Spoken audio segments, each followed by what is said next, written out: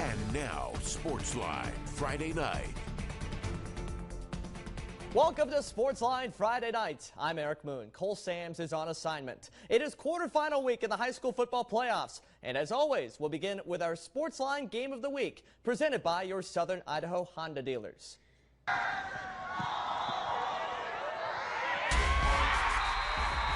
The chase for 12 state championships begins. The Highland Rams battle the Owyhee Storm.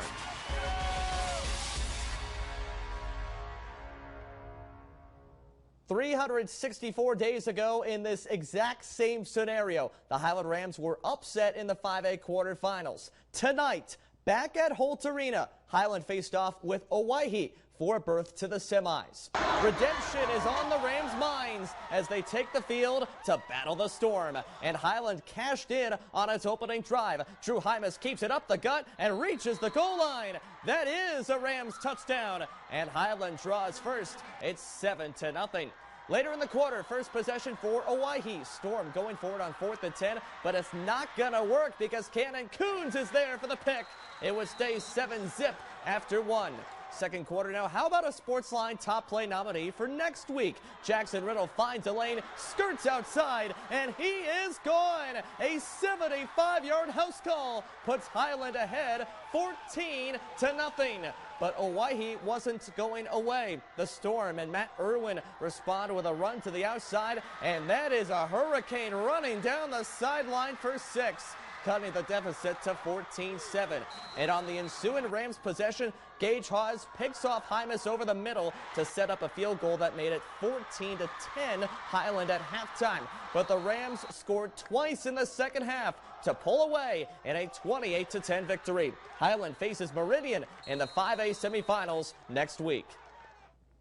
Elsewhere in 5A out west at Eagle tonight, the reign of Rigby has ended. The back-to-back champs fall to the top-ranked Eagle Mustangs 17-14 in a nail-biter, meaning we will have a new champion in 5A in 2023. In 4A, the Hillcrest Knights entered the quarters at a perfect 10-0, and they chased a return to the semifinals tonight against the Skyview Hawks. Knights bust onto the field, ready to warm up on a cool night in Ammon. Late in the first quarter, Hillcrest near the 40-yard line, and Peyton King keeps the ball. He runs more than 50 yards. Once he gets through the line, you can give King another royal wave goodbye. It is 6-0 Hillcrest as he reaches Pater. Then in the beginning of the second quarter, Hillcrest inside the 5-yard line this time. Kane hands off to Titan Larson, and he walks in to put the Knights up 13-0. Back on the 1-yard line this time around, Knights hand it to Trayson Keller for another score. And it's 21-0 Hillcrest. All Knights in this one. Under a minute left in the half, one more score as Kane passes to Sheldon Nelson, and he will get in for 6. They go into halftime up 28-0, and Hillcrest wins big 50-14. Over to Twin Falls High School for an instant classic. Bruins host reigning 4A champs Skyline.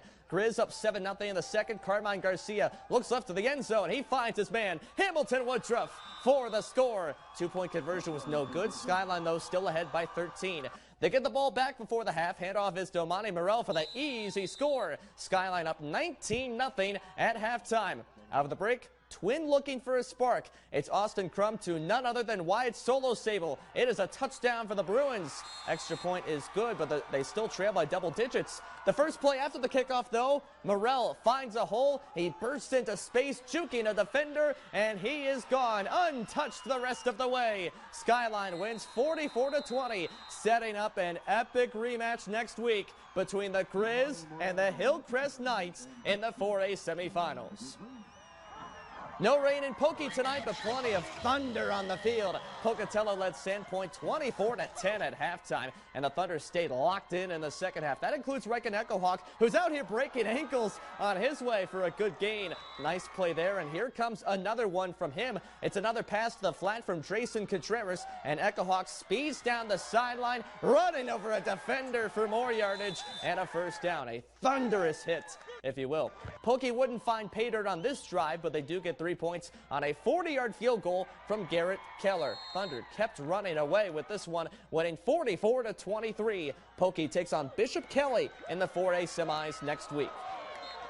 Jumping over to 3A, it was a tough night for the Snake River Panthers out west against a tough and unbeaten Homedale team. The Trojans ended the Panthers' season with a 28-0 shutout victory. In 2A, the Westside Pirates are back in the semifinals. Westside took care of business at home against conference rival Aberdeen 34-8. The Pirates' second win in 2 tries against the Tigers this season. Coming up, we'll check in with 8-man football and show you this week's top plays. That's next on Sportsline Friday night. Affordable? Yeah, we got that. Stylish? Got that covered too. Quality? You can bet on it. And during the Veterans Day sale at Furniture Row, you'll find sale prices throughout the store. Plus, 4 years, no interest. The Veterans Day sale, on now at Furniture Row. The Spirit of the Lord is upon me.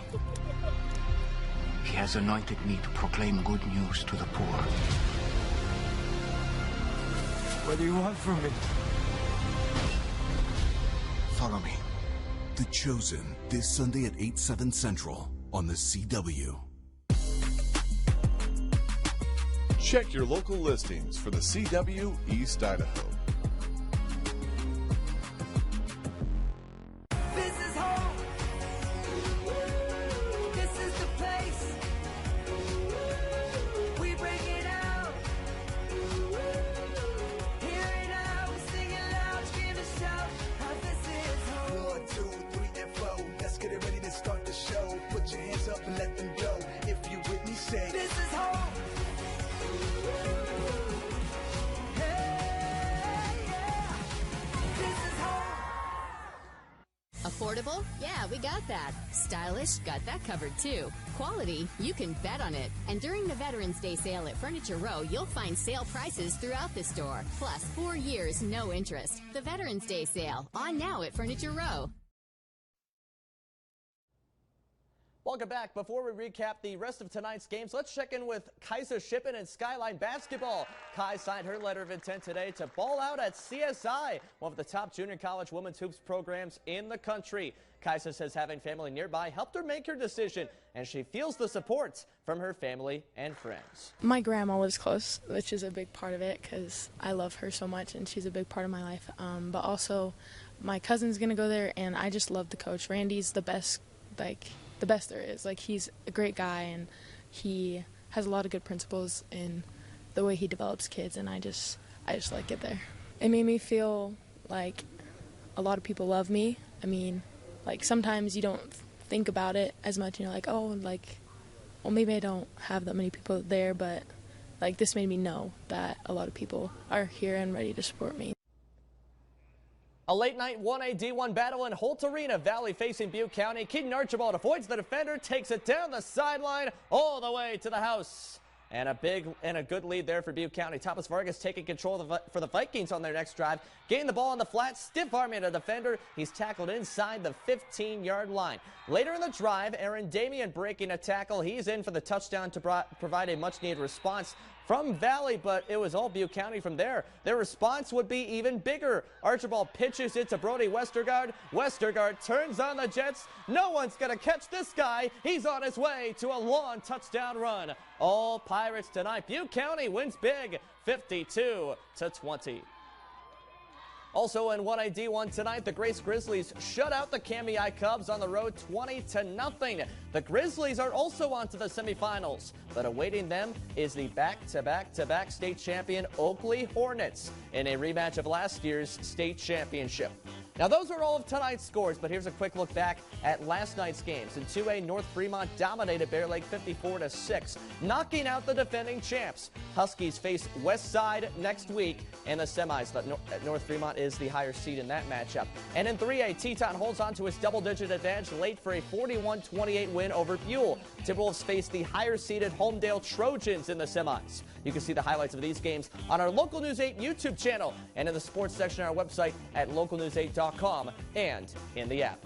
Now the playoff action continues tomorrow with a pair of playoff games Saturday afternoon. First at high noon in Rexburg, the Sugar Salem Diggers begin their postseason chase for a 5th title in 6 years against Timberlake. And at 1 o'clock, Rockland also returns from a bye in 1AD2 when the Bulldogs host the Tri-Valley Titans. We'll have highlights from those games tomorrow night on Sportsline. Here we go with our Sportsline top plays of the week that you voted on. Beginning with number 3, we start with a special teams gem from Alex Dennert. He recovers his own onside kick for Skyline in their win against Idaho Falls. At number 2, we head to Triggs. It is Tetons Thomas Husevelt doing Thomas Husevelt things. He spins and avoids several Fruitland Grizzlies on an outstanding punt return for 6. Now the voting was neck and neck at the top, but at number 1, we head to Thunder Stadium. It is a terrific hustle play from the Hillcrest Knights. They blanked Canyon Ridge thanks in part to Braxton Battleson, number 23 in black, coming out of nowhere for the touchdown saving tackle. What a play there. By the way, at the very top, those top 2 plays you saw in the top plays there, separated by only 8 votes. That's all for this Sportsline Friday night. Thank you for joining us tonight, and you can get all of your playoff coverage here on Sportsline and Local News 8. We hope you have a great rest of your weekend. Good night.